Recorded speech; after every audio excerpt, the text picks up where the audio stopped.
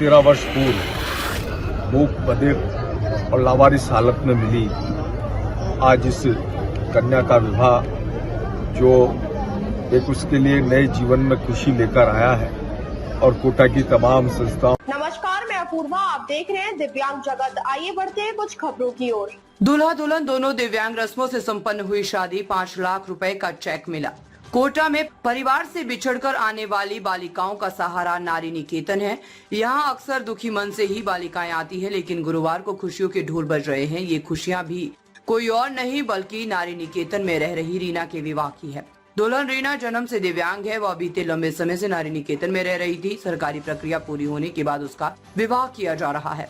दुल्हन को बारात के साथ लेने झालावाड़ जिले का दूल्हा धर्मराज मीणा पहुंचा है और इस दौरान घराती विधायक संदीप शर्मा के साथ सामाजिक अधिकारिता विभाग के अधिकारी भी हैं। सभी ने बारात का स्वागत किया। नारी निकेतन को विवाह के पंडाल की तरह सजाया गया है, जहां पर वैवाहिक रस्में आयोजित की जा रही है। दूल्हा धर्मराज निकासी और बिंदोली लेकर नारी निकेतन पहुंचा, जहां पर उसने तोरण मारा है।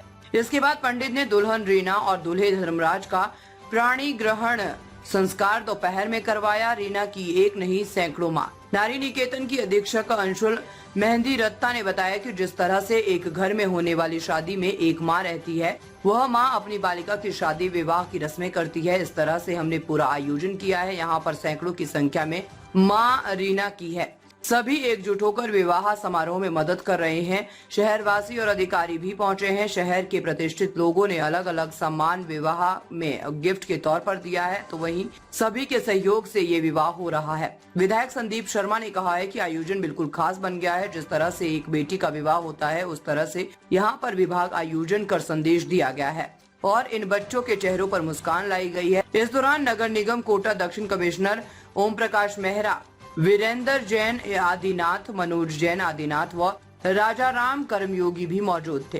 3 दिन से चल रही वैवाहिक रस्में। सामाजिक न्याय एवं अधिकारिता विभाग की डिप्टी डायरेक्टर सविता कृष्णिया का कहना है कि रीना के विवाह के तहत नारी निकेतन में बीते 4 दिनों से कार्यक्रम आयोजित किए जा रहे हैं। रीना को अपने माता पिता का तो पता नहीं, लेकिन नारी निकेतन और सामाजिक न्याय अधिकारिता विभाग के अधिकारी कर्मचारी घराती बने हुए हैं।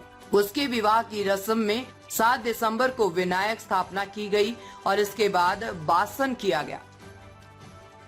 13 वर्ष पूर्व मूक बधिर और लावारिस हालत में मिली आज इस कन्या का विवाह जो एक उसके लिए नए जीवन में खुशी लेकर आया है और कोटा की तमाम संस्थाओं और समाज कल्याण नगर निगम सभी के माध्यम से विवाह संपन्न कराया जा रहा है। धर्मराज जो निशक्त है, उनसे विवाह संपन्न हुआ है और यहाँ पर भोजन का आयोजन और उस बच्ची के जो परिवार बसाने के लिए विभिन्न प्रकार की चीजें लोगों ने यहाँ उनको उपहार स्वरूप भेंट में दी है। मेरा मानना है कि इस तरीके का काम, इससे बढ़कर पुण्य का काम कुछ नहीं हो सकता।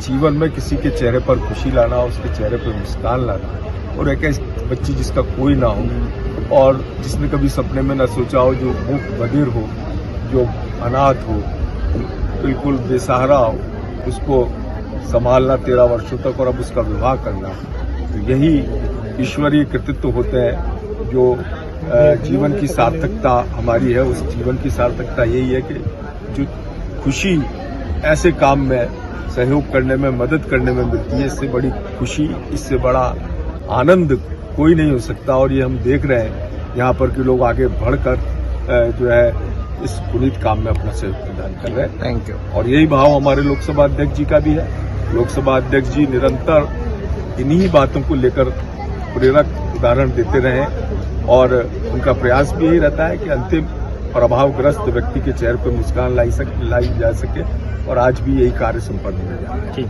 Thank you. अब तक के लिए बस इतना ही। आगे खबरों को देखने के लिए हमारे चैनल को लाइक करें, शेयर करें, सब्सक्राइब करें। नमस्कार।